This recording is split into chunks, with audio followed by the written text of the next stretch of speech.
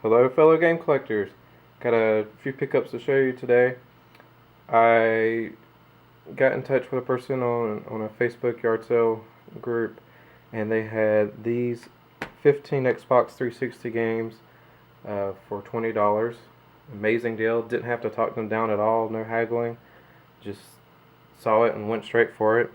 So from that lot, I got Ace Combat 6, which unfortunately is loose. That's the only loose game of the lot. Batman Arkham Asylum, Battlefield Bad Company 2. I've played the first one, haven't played the second one. Battlefield 3, which I actually think I liked it a little bit better than Battlefield 4. Mostly because I had a lot of issues with Battlefield 4 on Xbox 360 with it locking up and crashing. Call of Duty Black Ops, which actually is Black Ops 2. There's a Black Ops 2 disc inside of Black Ops case. Call of Duty Modern Warfare 3. Chrome Hounds. Crysis 3. Dead Island Riptide Special Edition, which I'd already recently picked up. Dead Space 2. I recently picked up the first one. I've heard it's a pretty good series. I haven't played it before. Defiance. Far Cry 3. And Halo Wars Limited Edition. I have the regular edition of this. I did not have this one. It's like a, so it comes with like an art book that you can, so nice little art book, Halo. And the game itself is in a steel case, so it's complete. So I was pretty happy to pick that one up, even though I already technically have it.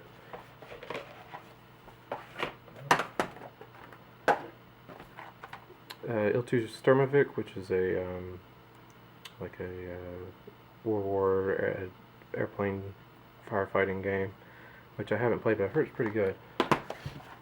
And Mass Effect 2. So I was pretty tickled to get that lot for only $20, no haggling at all. And then the rest of my pickups are from retro game stores. Well, I actually I did pick up this copy of Pro Wrestling for NES for $1 at my local thrift store. Wasn't expecting to find anything that day, but started digging through a bin, and lo and behold, there was a random NES cart just sitting at the bottom of a bin. I